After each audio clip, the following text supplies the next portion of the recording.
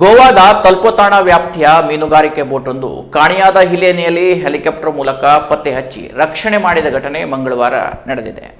4 ಮೀನುಗಾರರು ಸೋಮವಾರ ಮೀನುಗಾರಿಕೆಗೆ ತೆರಳಿದ್ರು. ಕರ್ನಾಟಕದ ವ್ಯಾಪ್ತಿಗೆ ಬಂದಾಗ ಎಂಜಿನ್ ಬಂದ್ ಮಾಡಿದ್ದಾರೆ. ಈ ವೇಳೆ ಸಮುದ್ರದ ಅಲೆಗಳಿಂದ ಆಳ ಸಮುದ್ರಕ್ಕೆ ಹೋಗಿದ್ದು ಸಂಪರ್ಕಕ್ಕೆ ಸಿಗದೆ ಕಾಣೆಯಾಗಿದ್ದಾರೆ.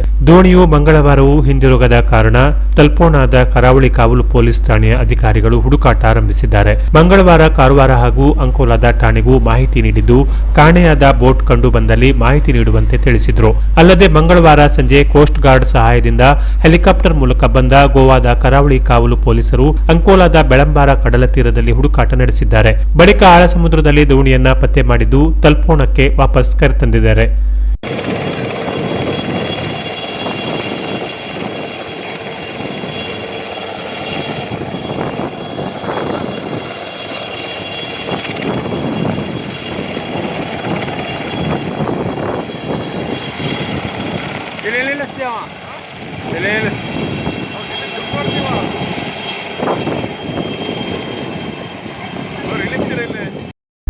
Canara plus news Karwar.